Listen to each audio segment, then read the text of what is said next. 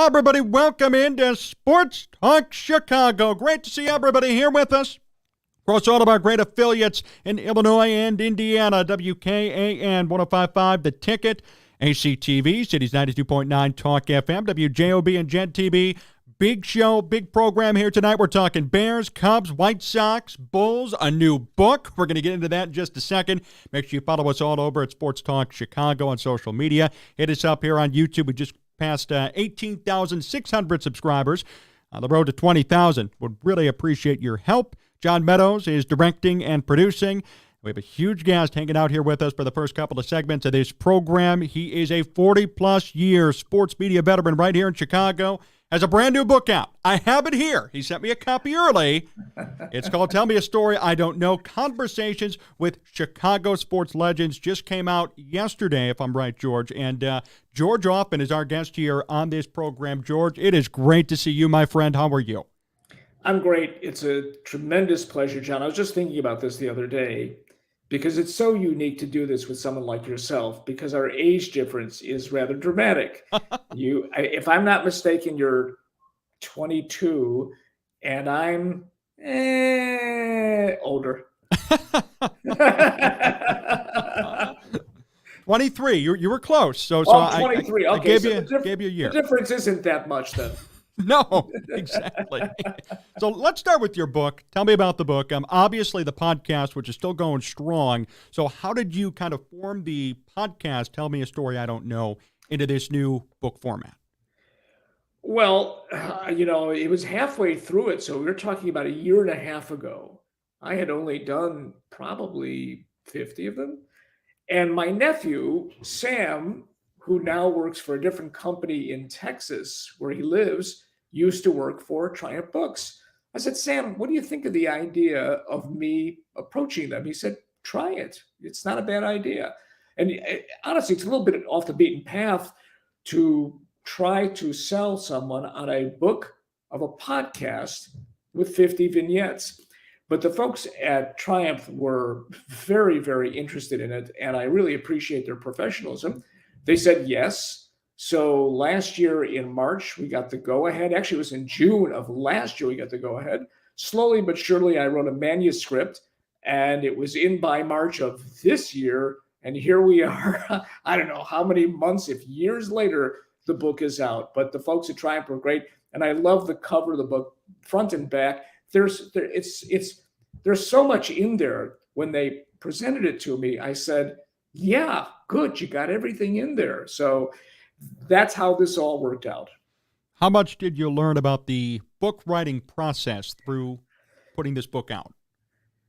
Well, I mean, it's different to write for print than it is to write for broadcast. Broadcast is short. The book is longer. But I think if you read enough, you can't write unless you read.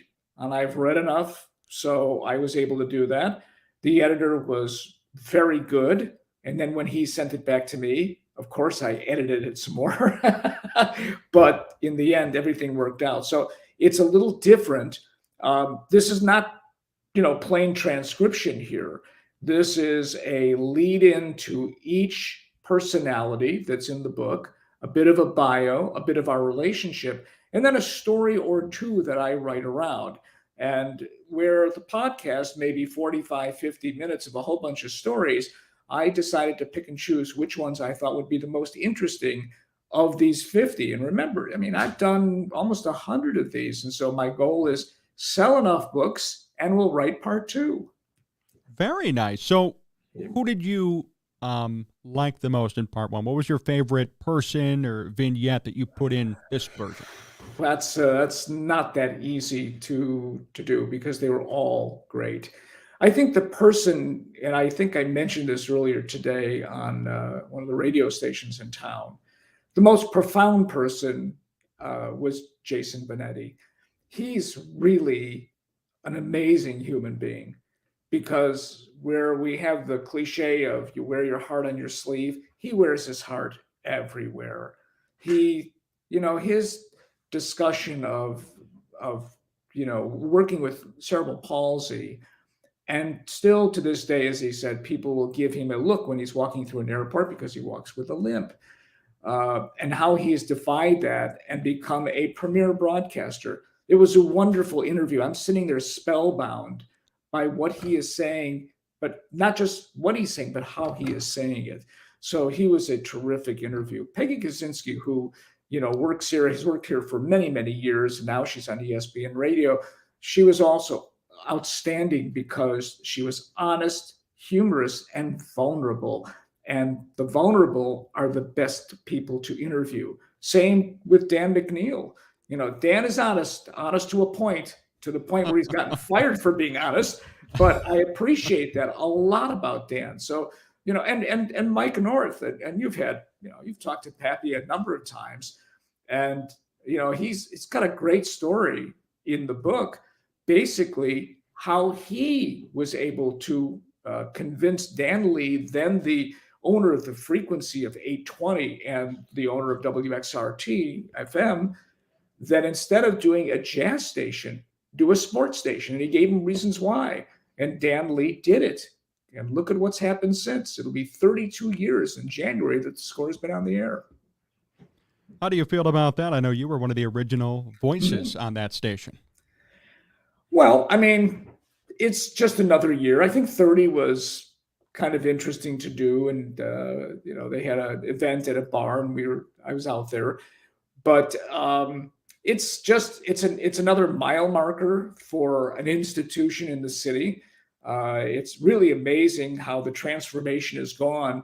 There are still some people there that have been there for many, many, many years. Dan Bernstein, I think, has been there for 28 years. Matt Spiegel's been there for a long, long time. But the station is just continuing to evolve with some wonderful personalities. I think Mike Mulligan's been there for a long time as well. It's great. But in the early days, it was a very, very different situation. I remember I was hired on my birthday. So this was December 28th. And I believe another person was hired on that same day. His fellow's name is Mike Greenberg. Greenie was wonderful and wrote the foreword to the book because Greenie does say in the podcast and in the book that I was the first person he worked with professionally, which was the case at WMAQ All News, which was a competitor to WBBM News Radio back in 1989. He was a Northwestern student. He was a paid intern. And the only difference between Greenie and I now are the zeros on the back of our check. He's got many more. George Ofman here on Sports Talk Chicago. Great to have him here. 40-plus year sports media veteran, the author of a new book, Tell Me a Story I Don't Know. Get your copy today. They're all over the place. Mike Greenberg, that one's interesting. He wrote the foreword as well. What was your relationship like with him, and how has it evolved now over the years that you've known him? Well, when I first met him, Mike was a little bit of a pain, and I say that with reverence because he asked a ton of questions. He wanted to soak in as much as he possibly could. It didn't take long to like him and to become friends. I've said this before, I'll say it again. He danced at my wedding, I danced at his, and I haven't seen Stacy since the marriage in 1996 because then he went right off to ESPN. Terrific. And he hasn't changed at all, which is great. He's the same person. He's a lovely human being, and his success is no surprise to me whatsoever. So it was a real joy to be part of his life and to have him do the podcast and to say those things. When I asked Mike, would you please write the foreword? 2 hours later, I get an email with the foreword. I mean, seriously, it's a class act, and he's terrific. George, what do you think about the future of this sports media business? You've been in it so long. You wrote a book about it. You've interviewed all these big figures from Chicagoland and even from a national perspective. What do you think about the future of this business as it stands today? Well, it's certainly shaky, that's for sure. I mean, I was ousted from WBBM. So this was in July of 2020, and that was COVID, but they never replaced me. And then when Jeff Joniak left there, they never replaced him. When Dave Kerner retired, they never replaced him. So they only have a two-man staff now. But this has been going on for years and years and years. And, this is the reason why. This is the reason why this has happened. The business is changing, and you're part of that change. this is where the industry's gone. It's gone to podcasts, it's gone to YouTube, and you've turned that into a great success. I never thought about doing podcasts, John. I mean, 2 weeks after I was let go, I decided to do this because I was inspired by Lawrence Holmes, who works at The Score, who back in 2018 interviewed me for his podcast, The House of L. It was early on. Thought I was going to do, and I hadn't heard his podcast.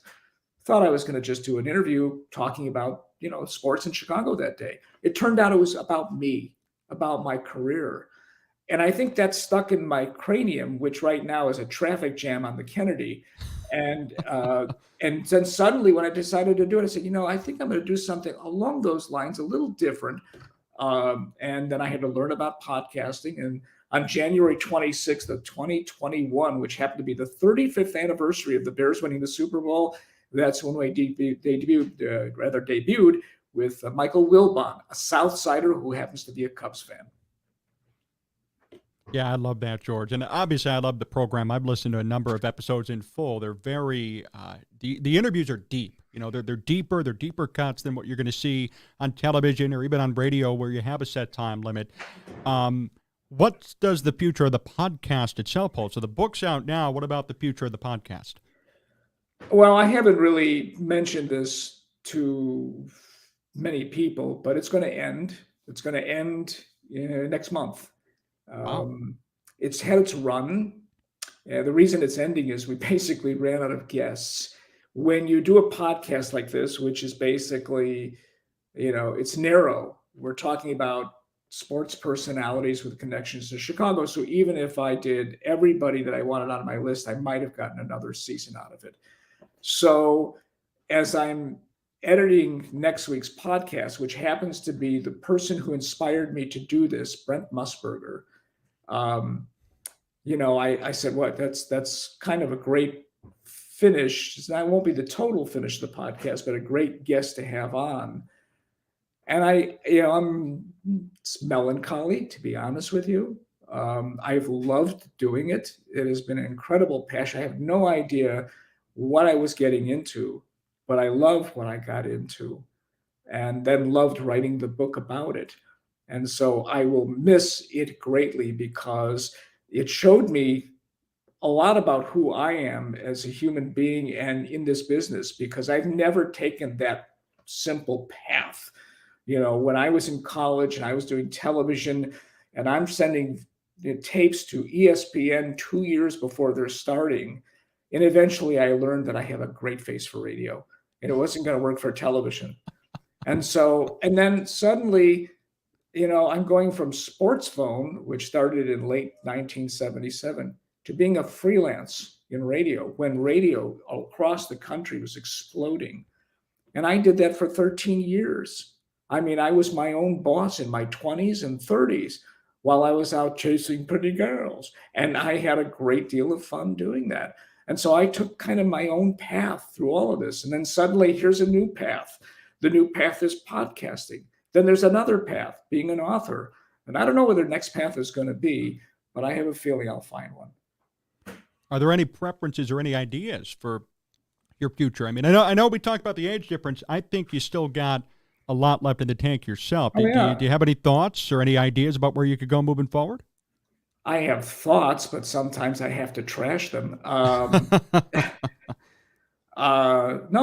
back when I was let go by WBBM, people said, "Are you retired?" I said, No, I'm not retired. I'm not done yet. And I'm still not done yet. I will see where this takes me. There's no question. There's definitely still stuff left in the tank. I'm going to be 70 at the end of the year. Who cares? I mean, most people say I look 69 and a half anyhow. So I'm just going to continue going, then see what's out there. But I mean, honestly, I've had a blast. I've done this now for 50 years. You don't think about that, John, and you shouldn't be thinking about that now. But I guarantee you, tomorrow you'll be in this business for 50 years because it goes fast. It goes really fast. And yet when you get to that point and you say, it's time to retire. No, it's not time to retire. It's time to find another path. Got George Ofman here with us on Sports Talk Chicago. More to come with George. His thoughts on the Bears. Don't want to miss that. Coming up in the next segment. You're listening to Sports Talk Chicago. Hi, everybody. Welcome back. Sports Talk Chicago. Second segment here of the program. Great to be with all of you across all of our great radio and TV affiliates. WKAN 105.5, The Ticket, ACTV. Cities 92.9 FM, WJOB and Gent TV. George Ofman, still our guest, been in the business 40-plus years, has a new book, Tell Me a Story I Don't Know, recently out. We talked about a lot of that in the first segment. We're going to get to a little bit of a plug of that later. But, George, you've obviously been a big fan of this program. You've still been putting out your thoughts about a lot of stuff going on in Chicago sports on your Twitter account. So I do want to start. I want to really talk about the Bears with you. What do you make of what you've seen from them this season? It's not been very good. Listen, they have a long way to go. And the key to all of it, of course, is Justin Fields. I'm not 100% sure they've made up their mind yet. But he is going to be playing against the Lions and admitted today that he's still not 100%. He's going up against a very, very good football team. But he's going to have to be really good, because if he's not, it is going to accelerate management's determination on what it's going to do next. Clearly, they've got probably, the way things are going, the first pick in the draft with Carolina's pick. And then, who knows where they're going to finish. I'm looking at their schedule now, and I can see the possibility where they lose every game. The weak players on the schedule, the Bears are weak. What, the Cardinals, the Packers, and the Falcons. You don't think all those teams think they can't beat the Bears? They're not going to beat the Lions twice. They're not going to win in the Dome in Minnesota. They're not going to beat the Browns. So, I mean, they could go 5-12, 4-13, maybe get the fourth pick in the draft. And clearly they're going to have to look at another quarterback. And that's bad, because that's the hamster in the cage going round and round and round. And when they got Trubisky and we knew he was going to fail, I said that could take a decade. Well, it just might. You hate to do that unless you get lucky and you get a guy who's, taking the Houston Texans to places they didn't think they could go. But those are few and far between. So the best case scenario, John, is that Fields is the type of quarterback he was for those consecutive games where he threw 8 touchdown passes. I don't know if that's going to be the case. We're going to find out Sunday where he's at and where the Bears are at. But it's still a work in progress. My guess is when everything is said and done that Matt Eberflus will not be the coach here next year. Ryan Poles will still be the general manager. What they do remains to be seen. Well, wait, George. If they go 5-13, that's a 2-game improvement. You're going to tell me that that's not enough justification for Matt Eberflus to stay? No.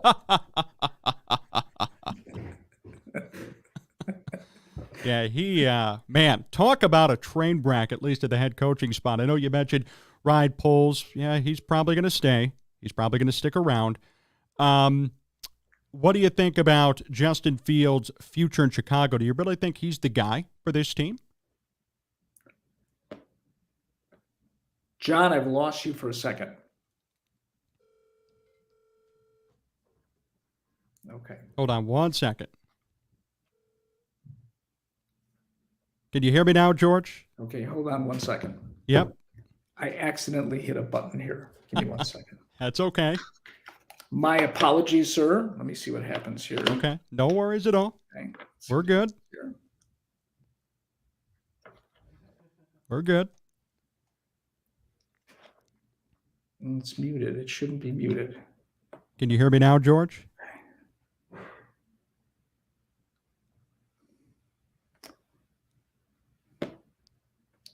We're back. Okay, good. Perfect. Hey, well, it's okay because this back. show, hey, George, this show is syndicated. I mean, it's live on YouTube and everybody, that's okay. It's syndicated. We're going to make sure we cut that part out. I'm going to go back to what I was asking you about the future of the Bears here. So I'm just going to pick it up. Oh, dude, I think he hung up on me again. Hold on. John, unfortunately, I still can't hear you. My bad. We're good. We're fine. We're having a good time here with George Ofman. We're all good. He's gonna reconnect again, and we're gonna be okay. We're fine. Okay, hold on a second, John. Yep. I apologize. I'm going to see what happens now. This should not be happening. Things happen in this business. You got me now, George? Okay. Hello again, everybody. George has got me, right, George? You got me. We're back. Good. Okay. All right. Let's go back to the Bears here. Is Justin Fields really going to be the guy for this team? Are you confident in them saying, all right, Justin, we're not going to draft another quarterback, and maybe in a couple of years we're going to give you a $100 million extension to be the franchise QB for this team? I highly doubt it. I highly doubt it. It still remains to be seen. Basically, we haven't seen that with the exception of those two games. If on Sunday he performs and he's going to have to perform at a high level, and again, he's coming off a thumb injury, and he hasn't played in nearly 5 weeks, that they are probably looking carefully at some of those college quarterbacks, which, by the way, is a crapshoot. And I believe the Bears have proven that, along with a number of other teams who have taken players that just didn't pan out in the first round that were quarterbacks. And so they could pick any one of 4 or 5 quarterbacks in next year's draft, and they could hit or miss. And that's the gamble. Seems like they've been missing more than hitting the past, 30, 40, 50 years, maybe all time as a franchise? What do you think about Ryan Poles and his future? You said that you think he's going to stay. How do we judge him then moving forward if he sticks around and this team goes 5-12 and has another bad season? No, I don't think they're going to get rid of him. I don't think you want to get rid of a general manager that quick. He's made some good moves. He's made some bad moves. The Claypool move was a disaster. I like the move he made with Sweat. I do, even though he is not one of the top pass rushers in the game. In the first 2 games, he hasn't had a sack, but I think that's partly because of the rest of the players he is working around, and they haven't had a lot of health on this team. However, I will give Eberflus credit that the Bears defense has played better in recent weeks, and their offensive line has actually been pretty good, meaning but I want to backtrack here, because last year everybody looked at the Bears offensive line with Fields and said the Bears offensive line was terrible. Do you realize it ranked 15th in the league? The reason that Fields was sacked as much as he was because of Fields. That's the problem. So if he gets sacked a lot on Sunday, it may not be so much his protection, but it may be him holding the ball too long. We're going to see. We'll see whether or not there's been some progression in that.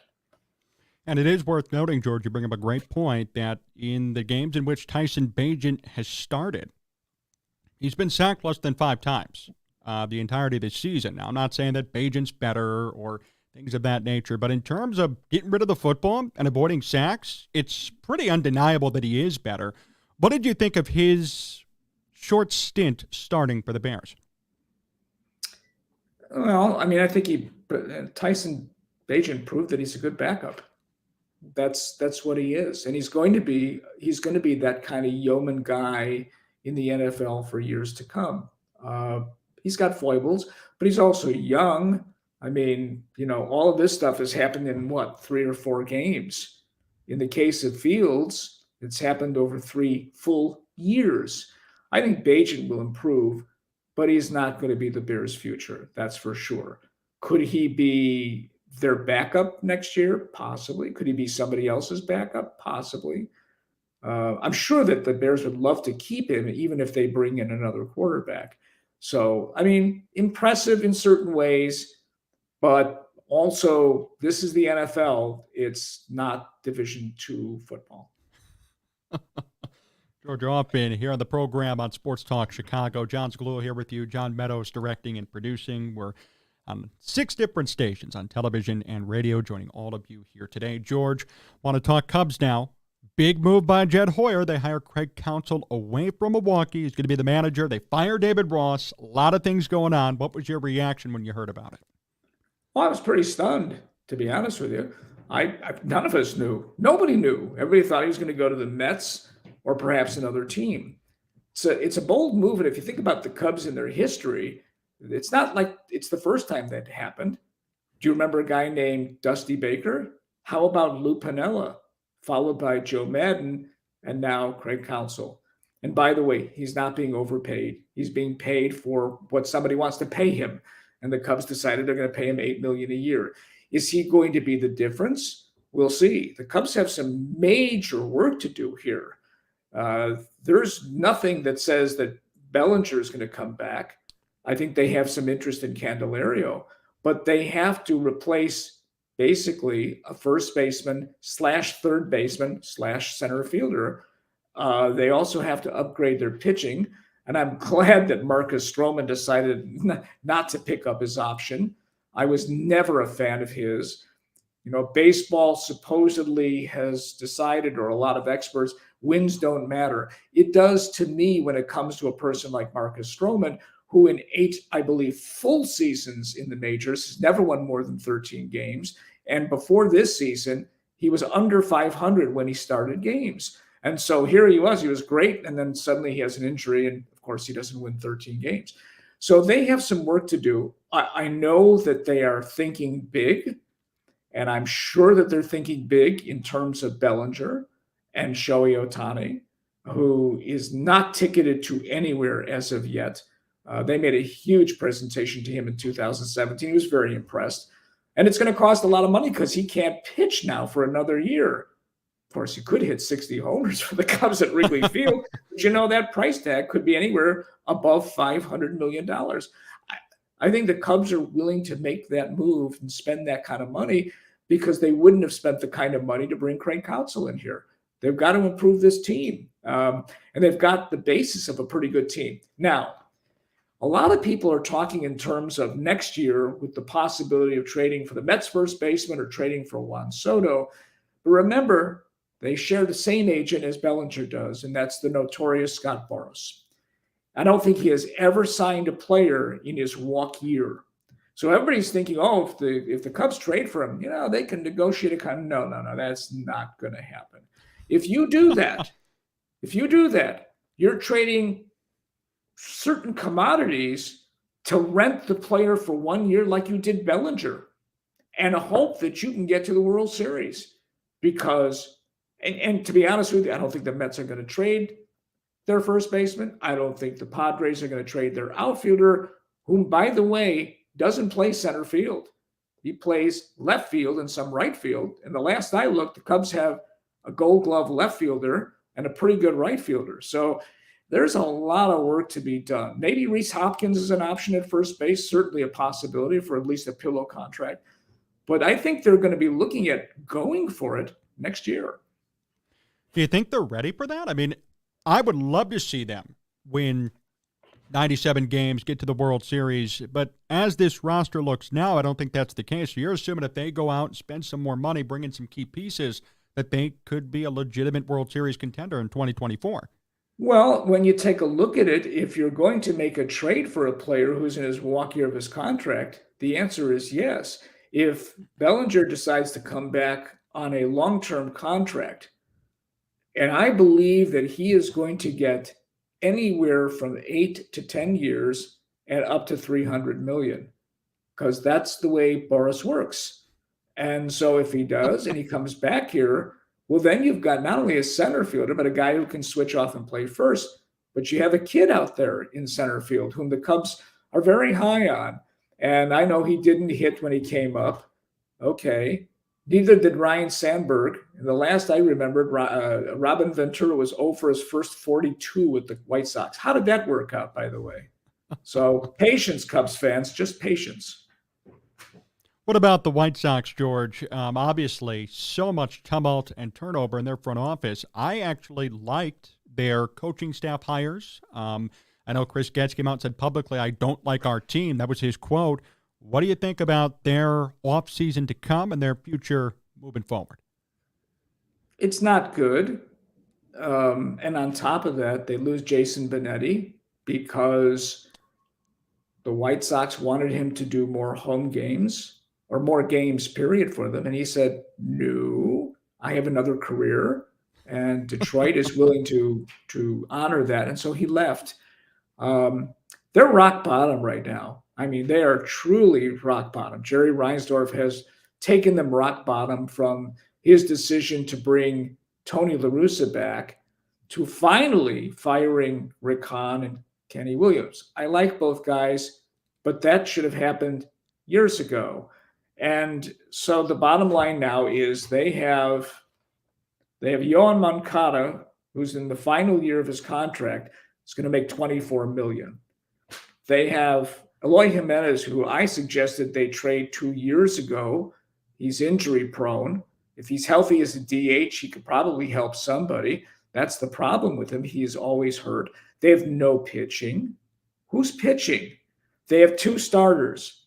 They have Dylan Cease with an off year and Michael Kopech, who I suggested they traded 2 years ago because I don't think he has the head to pitch.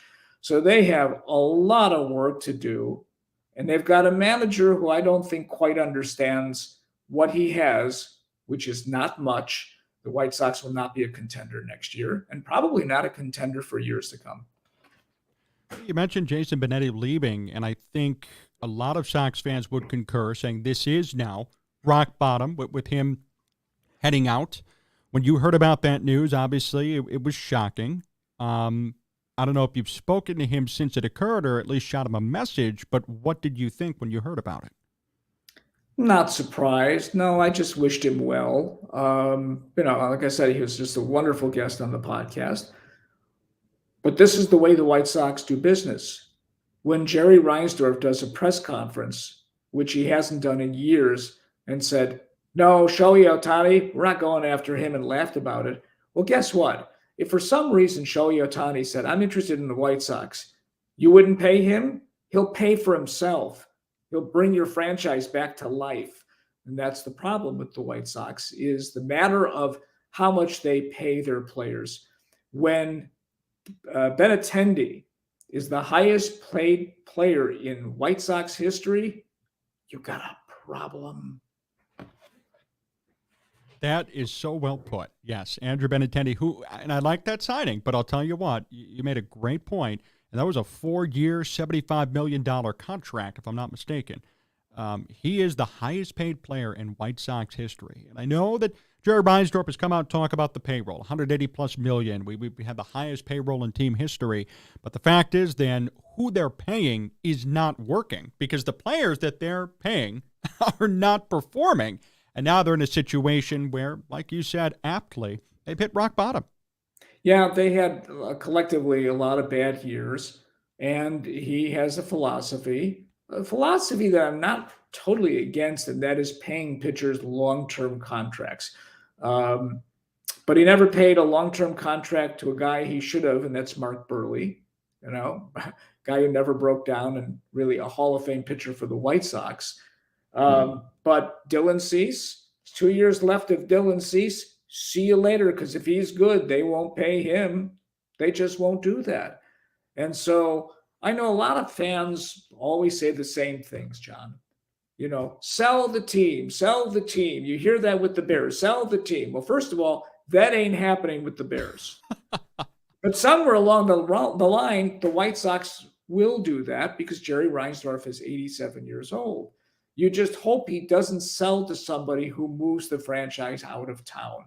The White Sox are still the Chicago White Sox and should be. And, if they're looking to get another stadium or to repair the stadium they have, which they barely paid a penny of rent on because Reinsdorf's a pretty good businessman. If you want this franchise to win, you have to rebuild it and you have to learn how to spend money. George, certainly appreciate all of your time here today, talking about your book, talking about all the things going on in Chicago sports. Last question before we finish up. Where could people find this book? Where could they buy it? How can they help support? Well, first of all, you can get it at your local bookstores. I will actually be doing a bookstore, Barbara's Bookstore in the Yorktown Mall in Lombard on Friday, but also online. Amazon will certainly, you can get the book on Amazon. It's a wonderful gift. The price tag is cheap like Mad Magazine. It's only $22. And so it's a fun read. It's a wonderful read with 50 wonderful human beings telling stories about themselves. It's bringing them to life, which is exactly what the podcast was. And I thank you greatly, John, for all of the support that you've given me over the last number of years with this. There's always that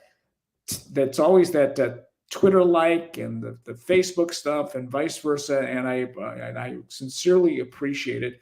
And you are the future of our industry. Where that goes, I don't know, but I know you'll be with it. Well, George, I appreciate those kind words. One more thing, and I want to make sure we get this in. Do you know what time it's going to be at on Friday in Lombard? So some of our listeners maybe want to attend. I'll be there from 6:30 to 8:30. Okay. Signing books and looking for all the donations you can give me. No, I'm just kidding. Just signing books. Well, George, thank you so much for joining us. And everybody listening and watching, 6:30 to 8:30 Friday evening at the Yorktown Center out in Lombard. You can meet George, get a signed book, and hang out with him. George, again, thank you so much. And as you mentioned, too, and I want to make sure I say it, the consistent support from you when it comes on social media all the time, retweeting my stuff. We like stuff back and forth. We're always texting, staying in touch. It is certainly appreciated. And for somebody like me who's young in this business, it's always great to hear from somebody like you, to learn from someone like you who's been at this a long time and has had really a storied career. So I just want to say thank you. Certainly appreciate it. And also happy to make sure that we get this out there to our listeners. The great book coming out here from George Ofman. Great. Thanks, John. Appreciate it. We'll be right back here on Sports Talk Chicago. Stay tuned.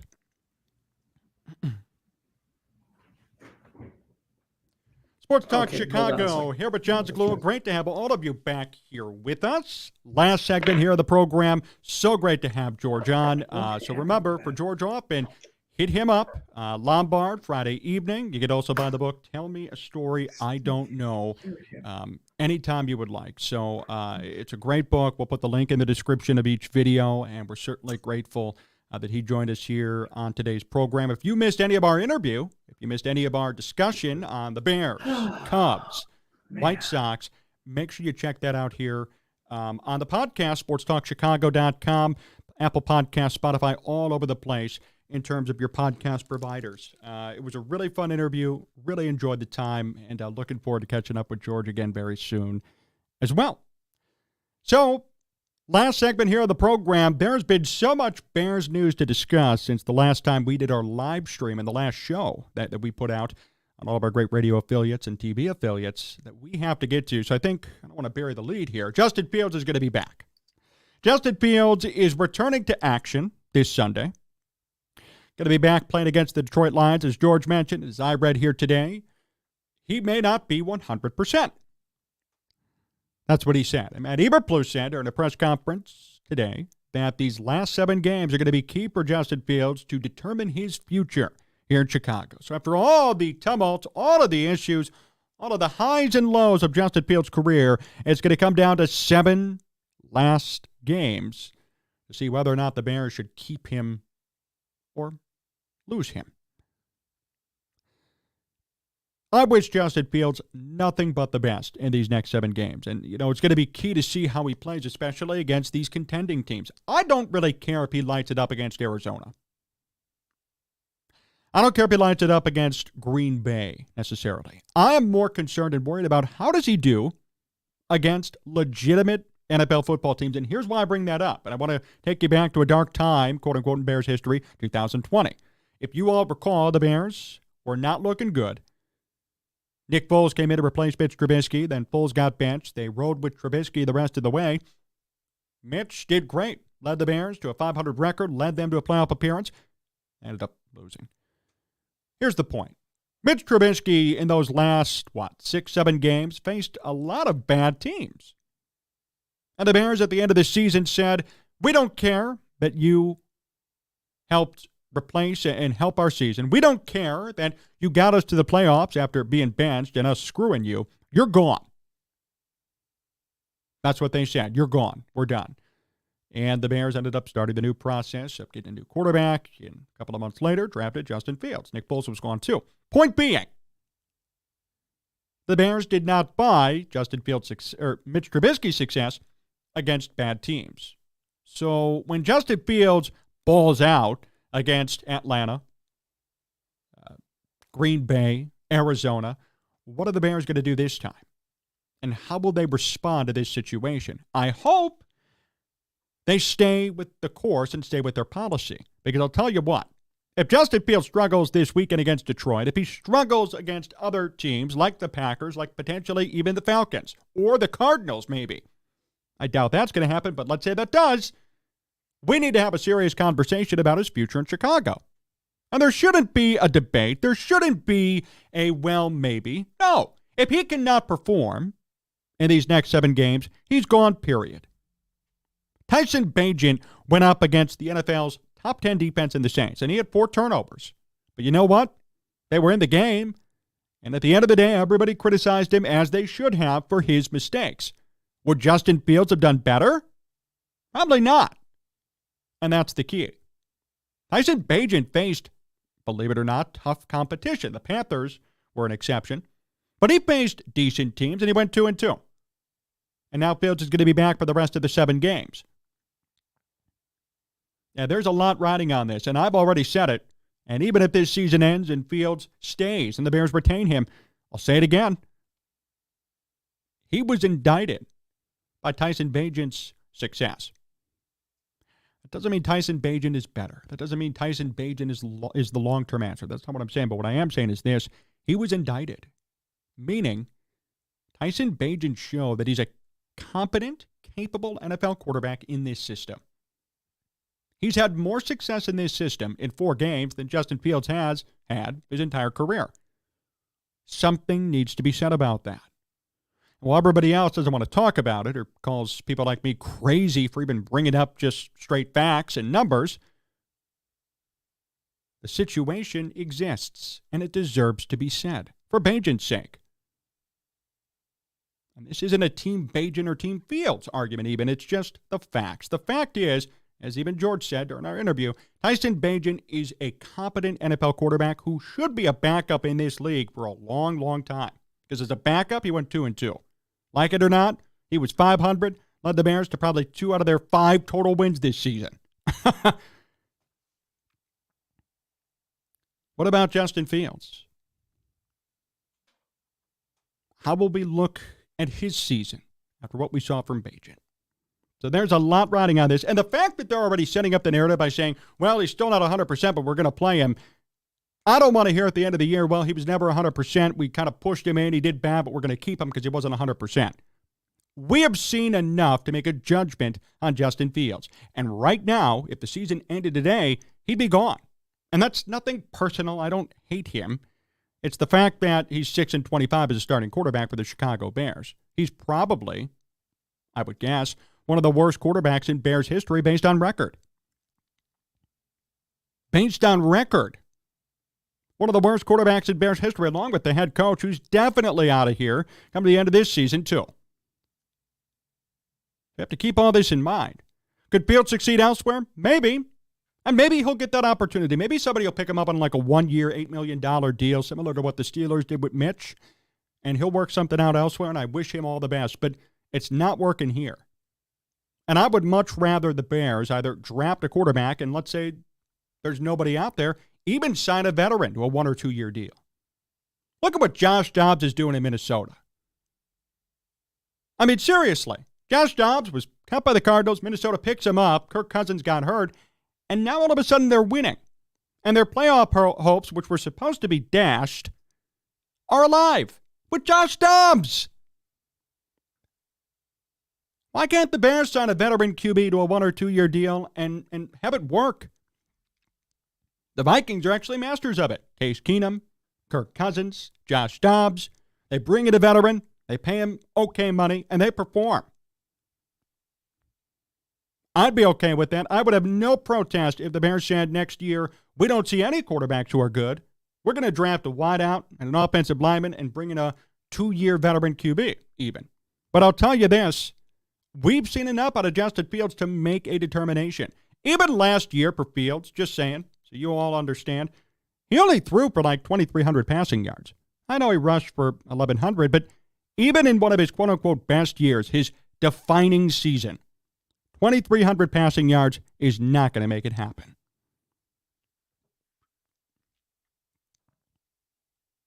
Moreover, Justin's ability, or I should say inability, to avoid pressure, to avoid running into his offensive line, to avoid running into easy sacks, is hurting his opportunities.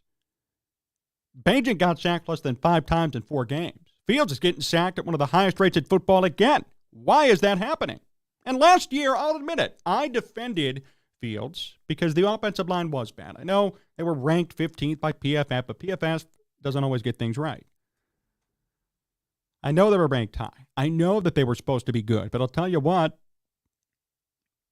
Fields wasn't all to blame for what happened last year. But this year, different story. How is it possible for some backup D2 quote-unquote scrub to get sacked less than 5 times in 4 games? But the starter, the big-time QB, whom the Bears traded up for, came from the Ohio State University, is getting sacked at another NFL high rate. Somebody tell me how that's possible. Somebody tell me how any of that makes sense. You can't. You can't. So, I implore all of you, as the last 7 games commence, and we're going to have them all live here on Sports Talk Chicago,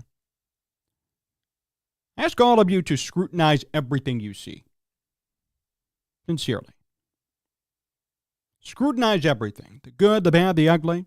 Small things, big things. Because I'll tell you what, at the end of this year, all of that's going to have to come forward when the Bears and us decide what to do with Justin Fields. Right now, the verdict is guilty. Goodbye. His punishment or his sentence is you're off this team moving forward. He has not shown enough. He has not proven enough. He has not done enough to say, yes, I am the franchise QB. Yes, I deserve a $100 million contract. Yes, I should be here for 10 years. No way. And anybody who tells you that is being a fanboy, not objective. Because objectivity matters here. Objectivity matters, okay? We got people all over the Chicago media landscape who are fanboys for Justin Fields. And I'm okay with being a fan of certain players, but guess what? Objectivity should never decrease or go under being a fanboy. Objectivity should rule and reign all the time.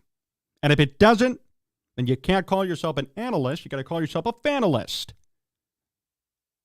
The facts are the facts. Tyson Bagent went 2-2. He barely got sacked. This team played okay under him. Justin Fields comes back. Sack rate goes way up. Turnovers stay the same. Still no growth or improvement in year 3. This team continues to lose. Something has to be done.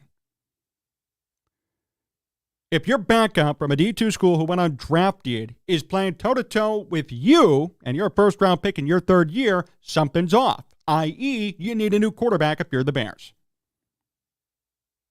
They do need a new QB. We said this from game 1, and I had so much hype and admonition, so many good things I had going for Justin Fields during this offseason. We heard great reports. We saw great practices. We saw promising preseason games. I was ready to give him an opportunity to improve. Because last year he proved he was competent, somewhat. And this year it's been a full step back. People could argue and say that his passer rating's high, whatever it might be. The fact is they continue to lose with him. His numbers are down. Objectively, they are. And the backup QB did better than him in 4 games. 4 games. Not to mention the fact that this year alone, there have been 2 pick sixes in the 4th quarter from Fields. We're talking about game-winning opportunities, game-winning drives, 2 pick sixes in the 4th quarter. When's the last time, if ever, that Justin Fields led a game-winning drive? I would even make an exception if he was a winner in the 4th quarter. I would say, you know what? Maybe they should keep him because at least he's clutch and they win under him. They don't even win under him. And in the fourth quarter, when the crunch time's super high, we see interception turn into a touchdown. We see 7 points given to the other team, and the Bears need 7 points at times. You're not going to convince me that that means Justin Fields gets to stay. No, we got an issue here, and it's not going to be perfect. And Justin Fields is going to have to go, whether people like it or not. People don't want to hear it. Fanboys dominate the industry and are going to continue to shove the Justin Fields narrative down your throat. But the fact is, when we look at numbers, when we look at performance, when we look at this team, which is in shambles, I get it. He has not been part of the solution. He's just added to the problem. And maybe a fresh start for him is going to help everything. But realistically speaking, this is just not going to work. And for everybody who doesn't see it yet, these next 7 games are really going to show it. One more thing, too. I wonder if Justin Fields deserves $200 million in a 7-year extension. What do you guys think? That's right. No answer, no response, because it's pretty obvious that I wouldn't pay Justin Fields $10 million for a 1-year deal. Doesn't deserve it. Does not deserve it. Got a little bit of time left, and I want to get into a Bears-Lions game preview before we finish up here today on the program. Bears and Lions going to be facing off this weekend on Sunday. I want to make sure that everybody knows that we're going to be live for it on Sports Talk Chicago's YouTube page. So we're going to broadcast the game and give our commentary and thoughts. This is going to be a true test. I'll tell you what, if Justin Fields wins, I might have to shut my mouth, right? If Justin Fields pulls this one out and the Bears somehow rally around him and beat the Lions, who are a quality football team, talk about a surprise. Talk about a shock. And I could see it going that way if Fields plays his absolute best, but the Lions are 7-2. Jared Goff is on fire again at quarterback, having a great season. And based on how quarterbacks have done against the Bears this year, I expect another big performance out of him. David Montgomery, back off IR, back in the foray. 106 attempts, 501 yards, 4.7 yards per carry, and Jahmyr Gibbs also splitting carries. They're on pace, both of them, to have 1,000-yard seasons right now, even after Montgomery's injury. And, of course, downfield, watch out for Amon-Ra St. Brown and Josh Reynolds and Sam Laporta, the tight end. David Montgomery, by the way, leads the Lions in rush broken tackles in 2023 with 12. Wonder why the Bears got rid of him. David Montgomery is going to have a big game because the Bears at times have problems controlling the run. Jared Goff is going to have a huge game because the Bears cannot control the pass if their life depended on it. This is going to be a crapshoot for the Bears. I am not expecting a win. I'm expecting a double-digit loss. I think it's going to be 30-17 Bears lose. 30-17 Bears lose on Sunday. I'm not expecting much out of him. I'm not expecting much out of this team. If they win and they pull it out, like I said, I am going to be stunned, and I will give them the benefit of the doubt, and I will give them praise. Hopefully it's Justin Fields' fault in a good way that they win. He's the reason why, but I'll tell you what, I'm not buying it. The Lions are hungry and ready to win. They're 7-2. This is their first opportunity to really be a Super Bowl contender, I'll say it. They're 7-2. They are great. They got to get past the Eagles somehow in the NFL or in the NFC, but other than that, they're going to be fine. They're a really good team. They have good players, quality players, especially on offense. QB, running back, wide receiver, all that stuff's covered for them. They have 2 running backs who are amazing, one of which was a former Bear, whom the Lions picked up for 2 years at $10 million.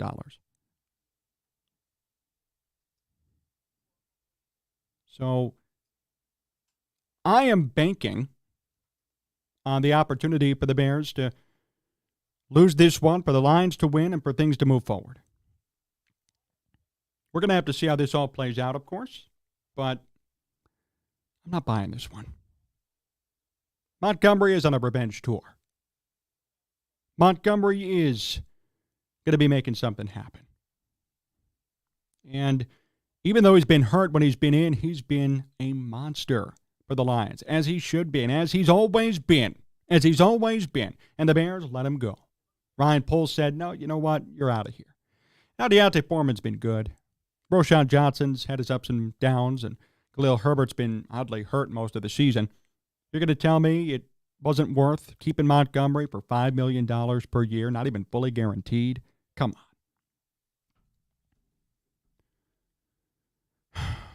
This team just continues to frustrate, continues to make me shake my head, continues to make me wonder why. Got to find the whys, right? That's a Matt Nagy quote. But I'll tell you what, this team has no whys left to give. They have no answers to any questions. And they're going to lose this game 30-17, and I'm being generous in them scoring 17 points. Because the Lions' defense, believe it or not, is good too. It's better. It's better. Last year they were last. This year they're 21st. Okay, that's a big difference for them. Big difference. And that's why they are 7-2. Because their defense improved a little bit. They're not elite, but they're better. But their offense is still elite. You have an elite offense, an okay defense. Now they're 7-2 instead of 8-9 or 9-8 at the end of last year. This is not going to be a win at all for the Bears. Lions are going to come in and take this one over and completely kill it. And the Bears are going to be left wondering what happened again. And it's not going to be a good look if they lose, especially, and part of it's Justin Fields' fault, especially after his injury coming back.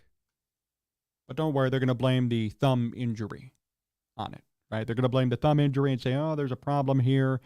That's why things didn't go well. Or, oh, the O-line did bad. The O-line did it to Justin Fields. That's why they lost, even though Fields ran into 20 sacks himself. Come on. Oh, my goodness. Their backup quarterback got sacked less than 5 times in 4 games. Justin Fields is getting sacked at an all-time high rate. We're going to have the whole game for you on Sports Talk Chicago, so make sure you tune into that. I appreciate everybody for tuning in here to today's program. Thank you to all of our great affiliates. WKAN 105.5 The Ticket, ACTV, Cities 92.9, Jet TV, and WJOB. Thank you to John Meadows directing and producing. Thank you to our guest, George Ofman. Hey, buy his book. Buy his book. Tell me a story I don't know. Find it all over the place. And make sure you follow him as well, George Ofman, on Twitter. You'll see it all.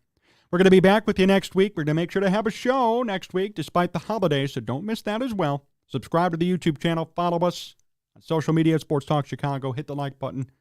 And thank you for tuning in. We're going to see you again very soon. So long, everyone.